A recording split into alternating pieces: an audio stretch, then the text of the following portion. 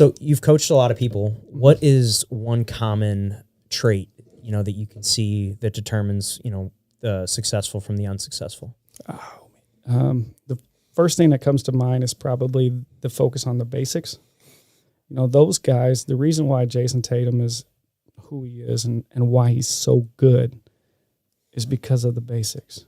It's because of his ability to just go, okay, I'm struggling with this. And so he would look like when he would shoot, he would just be focused on his balanced hand staying straight.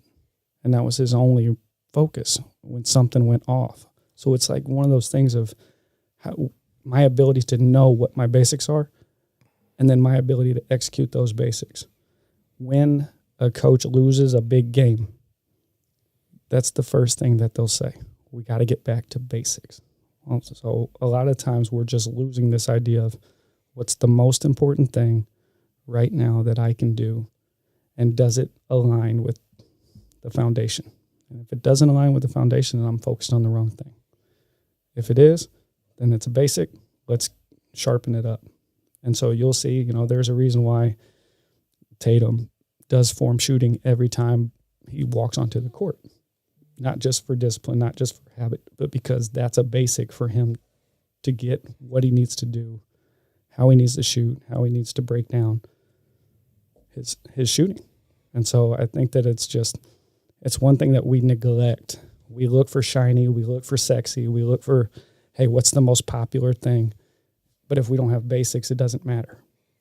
There was a skills coach. He coached Kobe Bryant. And it's his first day with Kobe. And he says, all right, Kobe, I got this move. So he's like, pop, pop, pop, and then shoot it. Kobe's like, what was the first step? And so he's like, well, you got a jab. Got it. So he'd do 50 jabs. Boom. Get into the shot. Boom. Get into the shot. And then what was the second step? All that. Okay. So he would jab and then go into the second step. So it's one of those things like the best in the world, we can argue it, the best in the world legitimately broke that down and went 2 hours before he did the actual move that coach had suggested. That's why the greatest are the greatest, is because they're going to break it down and go, okay, what can I do? What can I do? What's first step, second step, third step, and just keep going. And I think that that's what we're missing a lot of the times is we just went too far away from what that basics need to be. It's because we're in that era of very immediate gratification. No one wants to take the time to learn things. They just I want it now type mentality. So as a leader, you instructor, you've mentioned, we've mentioned Jocko, you've mentioned Jason Tatum. Who are other leaders that you look up to, or is there anyone non-obvious that you would recommend? My boss, my mentor, Nick Lavery. Outside of him, we have talks often, so I'm constantly trying to learn from people who move my needle. So I look at my circle, and so those two, Jocko, Nick, are big timers for me. But I also look at different people who are really successful in different areas because I want to grow, and I know that I want to learn from somebody who's a master car salesman because he's got different things. Like there's different skill sets. And so one of my buddies, one of my mentors is a master. He's one of the best sellers in the world at car selling. One of my partners, a business partner on my Healthy Sales Leader, is Carson Hetty. He's one of the top sellers of Microsoft out there, period. So I want to get different avenues and learn from different people on leadership, on how they communicate. Because a great seller can communicate unlike anybody else because that they're telling some type of story and you're believing it, you're buying it. You're doing something that moves you in order to buy a car.